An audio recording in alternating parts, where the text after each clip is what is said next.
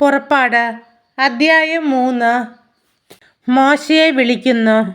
മോശ തൻ്റെ അമ്മായിയപ്പനും മിദ്യാനിലെ പുരോഹിതനുമായ ജത്രോയുടെ ആടുകളെ മേയിച്ച് കഴിയുകയായിരുന്നു. അവൻ മരുഭൂമിയുടെ മറുഭാഗത്തേക്ക് ആടുകളെ നയിക്കവേ ദൈവത്തിൻ്റെ മലയായ ഹോറേബിൽ എത്തിച്ചേർന്നു. അവിടെ ഒരു മുൾപ്പടർപ്പിൻ്റെ മധ്യത്തിൽ നിന്ന് ജ്വലിച്ചുയർന്ന അഗ്നിയിൽ കർത്താവിൻ്റെ ദൂതൻ അവന് പ്രത്യക്ഷപ്പെട്ടു. അവൻ ഉറ്റുനോക്കി, മുൾപ്പടർപ്പ് കത്തി ജ്വലിക്കുകയായിരുന്നു, എങ്കിലും അത് എരിഞ്ഞു ചാമ്പലായില്ല. അപ്പോൾ മോശ പറഞ്ഞു, ഈ മഹാദൃശ്യം ഞാൻ അടുത്തു ചെന്ന് ഒന്ന് കാണട്ടെ. മുൾപ്പടർപ്പ് എരിഞ്ഞു ചാമ്പലാടുന്നില്ലല്ലോ.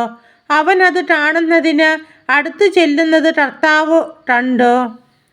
മുൾപ്പടർപ്പിൻ്റെ മധ്യത്തിൽ നിന്ന് ദൈവം അവനെ വിളിച്ചു, മോശേ, മോശേ. അവൻ വിളി കേട്ടു, ഇതാ ഞാൻ. അവിടുന്ന് അരുളി ചെയ്തു, അടുത്തു വരരുത്, നിന്റെ ചെരുപ്പ് അഴിച്ചു മാറ്റുക. എന്തുകൊണ്ടെന്നാൽ നീ നിൽക്കുന്ന സ്ഥലം പരിശുദ്ധമാണ്. അവിടുന്ന് തുടർന്നു, ഞാൻ നിന്റെ പിതാക്കന്മാരുടെ ദൈവമാണ്, അബ്രാഹത്തിൻ്റെയും ഇസഹാക്കിൻ്റെയും യാക്കോബിൻ്റെയും ദൈവം. മോശ മുഖം മറച്ചു. ദൈവത്തിൻ്റെ നേരെ നോക്കുവാൻ അവന് ഭയമായിരുന്നു. കർത്താവ് വീണ്ടും അരുളി ചെയ്തു, ഈജിപ്തിലുള്ള എൻ്റെ ജനത്തിൻ്റെ ക്ലേശങ്ങൾ ഞാൻ കണ്ടു. മേൽനോട്ടക്കാരുടെ ക്രൂരത കാരണം അവരിൽ നിന്ന് ഉയർന്നു വരുന്ന രോദന ഞാൻ കേട്ടു.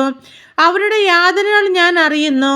ഈജിപ്തുകാരുടെ കയ്യിൽ നിന്ന് അവരെ മോചിപ്പിക്കാനും അവിടെ നിന്ന് ക്ഷേമകരവും വിസ്തൃതവും തേനും പാലും ഒഴുകുന്നതുമായ ഒരു ദേശത്തേക്ക് കാനാന്യർ, ഹിത്യർ, അമോര്യർ, പെരീസിയർ, ഹിവ്യർ, ജബൂസിയർ എന്നിവർ അധിവസിക്കുന്ന സ്ഥലത്തേക്ക് അവരെ നയിക്കാനുമാണ് ഞാൻ ഇറങ്ങി വന്നിരിക്കുന്നത്. ഇതാ, ഇസ്രായേൽ മക്കളുടെ നിലവിളി എൻ്റെ അടുത്ത് എത്തിയിരിക്കുന്നു. ഈജിപ്തുകാർ അവരെ എപ്രകാരം മർദ്ദിക്കുന്നുവെന്ന് ഞാൻ കണ്ടു. ആദ്യാൽ വരൂ, ഞാൻ നിന്നെ ഫറവോയുടെ അടുക്കലേക്ക് അയക്കാം. നീ എൻ്റെ ജനമായ ഇസ്രായേൽ മക്കളെ ഈജിപ്തിൽ നിന്ന് പുറത്തു കൊണ്ടുവരണം. മോശ ദൈവത്തോട് പറഞ്ഞു, ഫറവോയുടെ അടുക്കൽ പോകാനും ഇസ്രായേൽ മക്കളെ ഈജിപ്തിൽ നിന്ന് പുറത്തു കൊണ്ടുവരാനും ഞാൻ ആരാണ്? അവിടുന്ന് അരുളി ചെയ്തു, ഞാൻ നിന്നോട് കൂടെ ഉണ്ടായിരിക്കും. ഞാനാണ് നിന്നെ അയക്കുന്നത് എന്നതിന് ഇതായിരിക്കും അടയാളം. നീ ജനത്തെ ഈജിപ്തിൽ നിന്ന് പുറത്തു കൊണ്ടുവന്ന് കഴിയുമ്പോൾ ഈ മലയിൽ നിങ്ങൾ ദൈവത്തെ ആരാധിക്കും. മോശ ദൈവത്തോട് പറഞ്ഞു, ഇതാ ഞാൻ ഇസ്രായേൽ മക്കളുടെ അടുക്കൽ പോയി നിങ്ങളുടെ പിതാക്കന്മാരുടെ ദൈവം എന്നെ നിങ്ങളുടെ അടുക്കലേക്ക് അയച്ചിരിക്കുന്നു എന്ന് പറയാം. എന്നാൽ അവിടുത്തെ പേരെന്തെന്ന് അവർ ചോദിച്ചാൽ ഞാൻ എന്തു പറയണം? ദൈവം മോശയോട് അരുളി ചെയ്തു, ഞാൻ തന്നെ. ഇസ്രായേൽ മക്കളോട് നീ പറയുക, ഞാൻ ആടുന്നവൻ എന്നെ നിങ്ങളുടെ അടുത്തേക്ക് അയച്ചിരിക്കുന്നു. അവിടുന്ന് വീണ്ടും അരുളി ചെയ്തു, ഇസ്രായേൽ മക്കളോട് നീ പറയുക, നിങ്ങളുടെ പിതാക്കന്മാരുടെ ദൈവമായ കർത്താവ്, അബ്രാഹത്തിൻ്റെയും ഇസഹാക്കിൻ്റെയും യാക്കോബിൻ്റെയും ദൈവം എന്നെ നിങ്ങളുടെ അടുത്തേക്ക് അയച്ചിരിക്കുന്നു. ഇതാണ് എന്നേറ്റും എൻ്റെ നാമധേയം. അങ്ങനെ സർവ്വപുരുഷാന്തരങ്ങളിലൂടെയും ഈ നാമധേയത്താൽ ഞാൻ അനുസ്മരിക്കപ്പെടണം. നീ പോയി ഇസ്രായേൽ ശ്രേഷ്ഠന്മാരെ വിളിച്ചു കൂട്ടി പറയുക, നിങ്ങളുടെ പിതാക്കന്മാരുടെ ദൈവമായ കർത്താവ്, അബ്രാഹത്തിൻ്റെയും ഇസഹാക്കിൻ്റെയും യാക്കോബിൻ്റെയും ദൈവം പ്രത്യക്ഷപ്പെട്ട് എന്നോട് അരുളി ചെയ്തു, ഞാൻ നിങ്ങളെ സന്ദർശിക്കുകയും ഈജിപ്തുകാർ നിങ്ങളോട് പ്രവർത്തിക്കുന്നത് കാണുകയും ചെയ്തിരിക്കുന്നു.